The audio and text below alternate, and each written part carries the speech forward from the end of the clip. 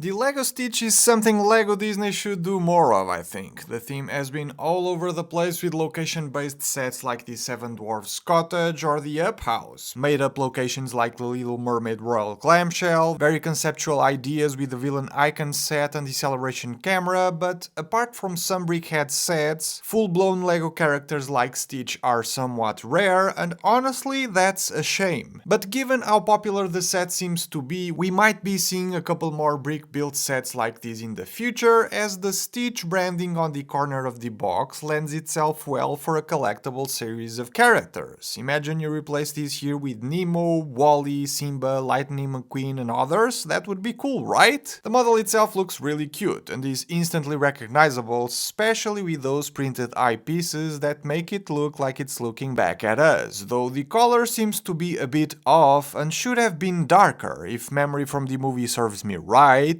By comparison, when placing this next to an official branded Disney plush, or by just looking at Stitch's image in the box corner. I don't think there's a Lego shade of blue pieces that perfectly matches these. Maybe sand blue might have been more appropriate, but would probably require way too many color changes, so I guess this was the compromise that needed to be made, and maybe the reason Stitch is wearing an Hawaiian shirt? A bright orange detail to take our minds away from the color? Nice detail and fits the movie setting well. The only major downside was placing all of the flower stickers, but since the patterns are all random, you don't really need to worry about poor sticker placement, which is a plus in my eyes. I don't really mind this shirt, but I'm sure there's people out there who would have preferred a plain version of the character, right? On top of this shirt, there's also a flower stuck to his head, which is okay, but I think I like him better without it, and in one of the hands a simple brick-built ice cream cone. The claws can wrap around it and be somewhat adjusted, same with the ones from his arm here. The head can turn side to side, and the ears can also be posed in virtually any way you want, given how they're held in place with big ball joints, that unfortunately are colored dark grey, which depending on how you look at it may stand out a bit too much. Legs and arms however are stuck and can't be moved, same goes for the mouth, that on the other hand is cleverly angled in position, revealing his tongue and teeth. All of this makes me think that this is more of a display model rather than something you'll be playing with, which is fine I guess, but something I still have a hard time wrapping my head around given the fact that this is supposed to be a toy for kids. I will say the build was very enjoyable to do as an adult fan of Lego, as there's lots of studs not on top techniques going on, requiring you to build the model in lots of different directions, a surprising find in a set whose age recommendation is ages 9 and up. With a piece count of 730 pieces, the Lego Stitch is actually not a bad deal, considering there's an expensive IP attached to it, so despite all of my nitpicking, I still think this is a great Lego set, which was fun to build and looks amazing on display. Being my wife's favorite Disney character may add a bit of bias into my opinion, so take that with a grain of salt, but I think you'll enjoy it just as much as I did.